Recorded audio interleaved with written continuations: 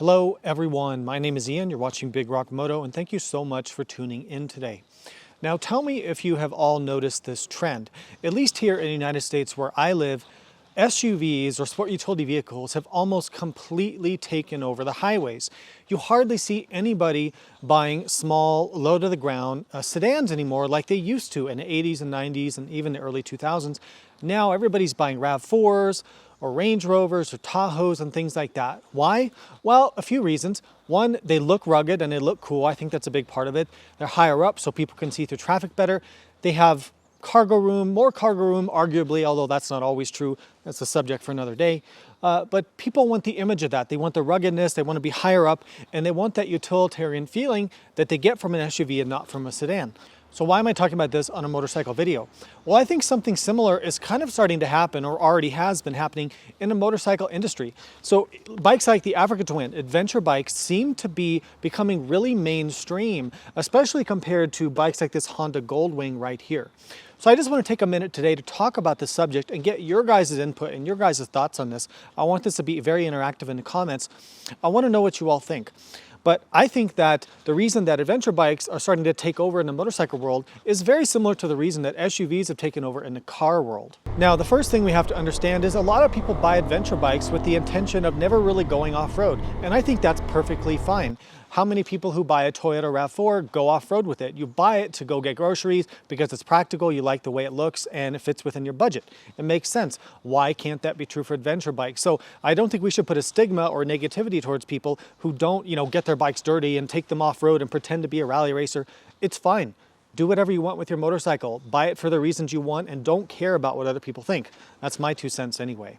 Now, I think this is the perfect time to go over this because I just happen to have the 2022 Goldwing Tour with the DCT here in the garage, and I have the Africa Twin Adventure Sports 2022 with a manual transmission.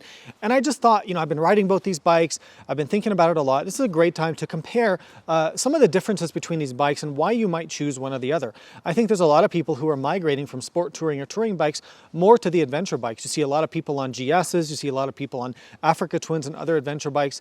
People that maybe used to ride something like an FJR 1300 or a Goldwing or a Concourse are going over more to the adventure bikes. The first thing is, let's talk about the pricing. So this is all over the map, but in this case, this Goldwing is quite expensive. This Goldwing, I think, is around $28,000, $29,000 as you see it. This Africa Twin is around $17,300. So this is a lot less expensive in this case. Now, you could take something like a BMW GS Adventure at $26,000 and compare it to the Goldwing. That'd be a much more fair comparison in terms of price. But a lot of times you are going to be able to save a little bit of money going with the adventure bike versus a full-on touring bike. The Goldwing is obviously very high-end, it's very expensive, it has a lot of features, a big engine, a lot of technology, so it's definitely on the higher end. But price is something that you should keep in mind.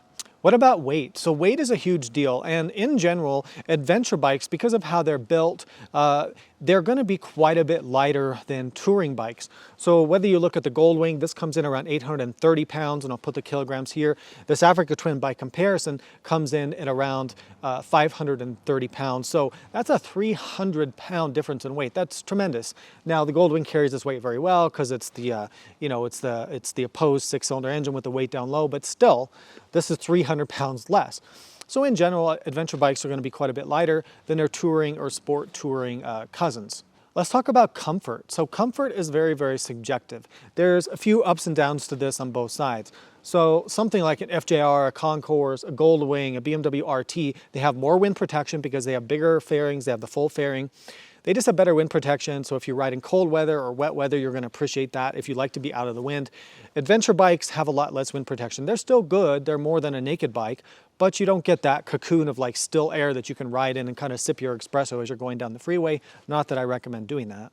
You might also talk about the riding position, the ergonomics in terms of comfort, and that depends what kind of bike you're comparing it to. On the Goldwing, I find the position actually to be too relaxed and I don't feel like my weight's distributed right, whereas I feel a lot more comfortable on a long ride on something like the Africa Twin or my BMW GS. That's very subjective and you're just going to have to test ride both to really understand which is better for you. Let's talk about passenger carrying ability. This is something that comes up in my comments a lot. Now, I don't really ride with a passenger right now because of where my wife and I are with our kids right now in terms of life and everything.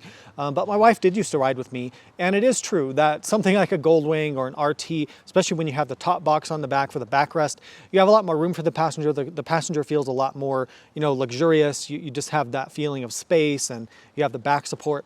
However, adventure bikes are pretty good for passenger comfort. Sometimes the seats can be a little bit narrow. Sometimes you might have to add an optional top box or trunk to get that back support if you want. It's also going to be harder for the passenger to get on an adventure bike than something that's much lower to the ground in terms of seat height like this Goldwing.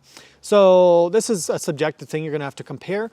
But a lot of people who carry passengers do tend to like the sport touring or touring bikes as opposed to adventure bikes. Next thing, let's talk about luggage. So where do you put all your stuff? So usually adventure motorcycles luggage is optional extra. Manufacturers have their own lines of luggage, or you can go to the aftermarket with soft and hard panniers, locking, not locking, all different options that you want. It's all out there.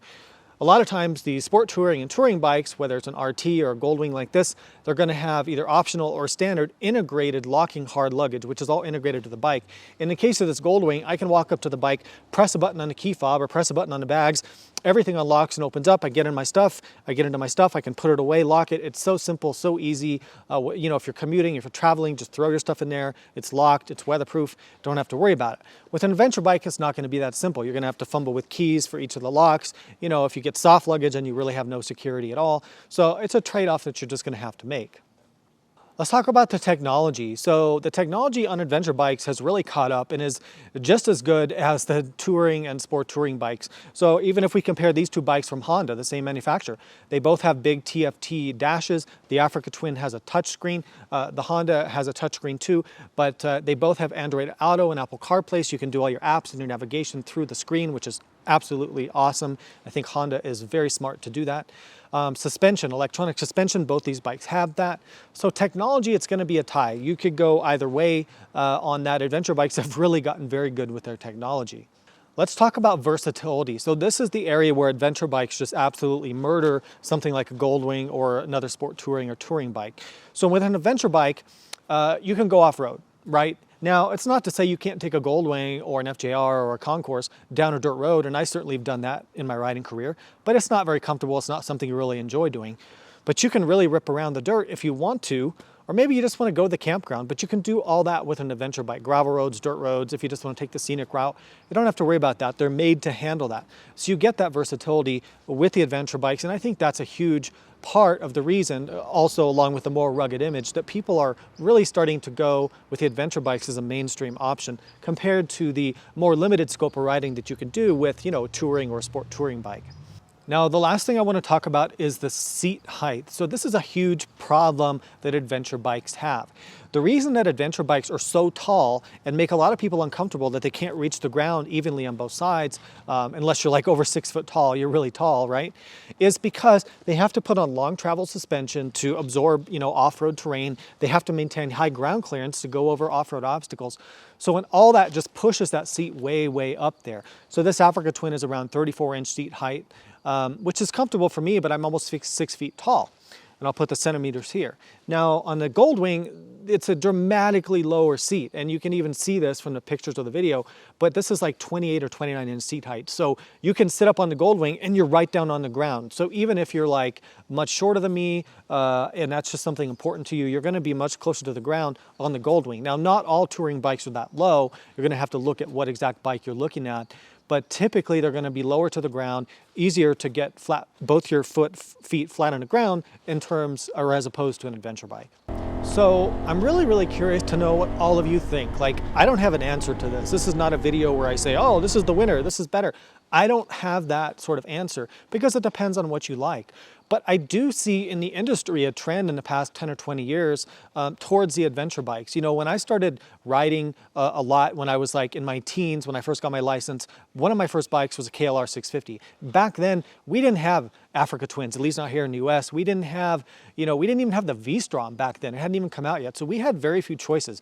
Now there's adventure bikes, after everywhere. They're a dime a dozen. So it's really been something that's grown, and I think it's because of all the reasons we talked about and people wanting a rugged image and the versatility. But I'm not really sure. I mean, what do you all think? Are adventure bikes going to take over the world and sort of push out, you know, sport touring and touring bikes, just like in the car world, SUVs have pushed out the sedans, at least here in the country where I live? Let me know what you think down in the comments. Let's have a discussion about it. I think it's a very, very interesting topic about the future of the motorcycle industry. So thank you all for your participation, for watching. Hope this was somewhat informative. And again, please interact down below.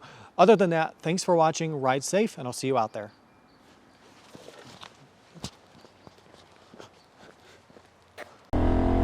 Punch it.